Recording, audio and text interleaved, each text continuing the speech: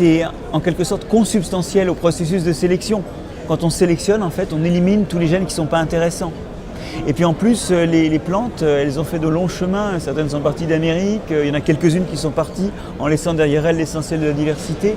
Et donc, entre le cheminement des semences et le processus de sélection par l'homme, on a perdu énormément de diversité génétique depuis le début. Et le dernier acte, c'est la sélection de quelques variétés modernes par les grands semenciers qui sont très efficaces, mais qui sous-représentent l'énorme diversité génétique qu'il y a dans la nature.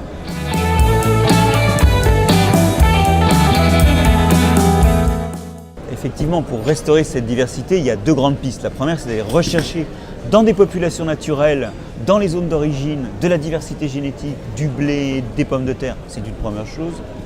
Mais la deuxième chose, c'est qu'il y a aussi toutes ces variétés qu'on avait mis en place au 19e ou au 20e siècle et dans lesquelles on a sous-sélectionné les variétés modernes. Mais ces variétés classiques, elles sont encore utilisées. Elles sont par exemple, c'est la matière des semences paysannes.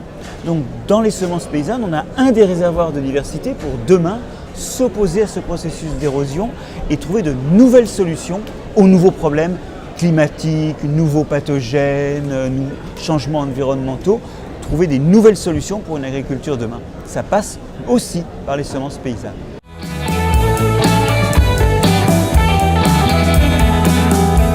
Je pense, moi, que la lignée des semences paysannes et la lignée des semences qu'on appelle les variétés élites qui sont produites par les semenciers, c'est deux savoir-faire dont on doit intégrer, dont on doit forcer les complémentarités pour l'agriculture de demain. En gros, la solution, elle viendra dans la synthèse et pas dans l'affrontement. Et en plus, il y a un troisième partenaire qu'il ne faut pas oublier, c'est le consommateur.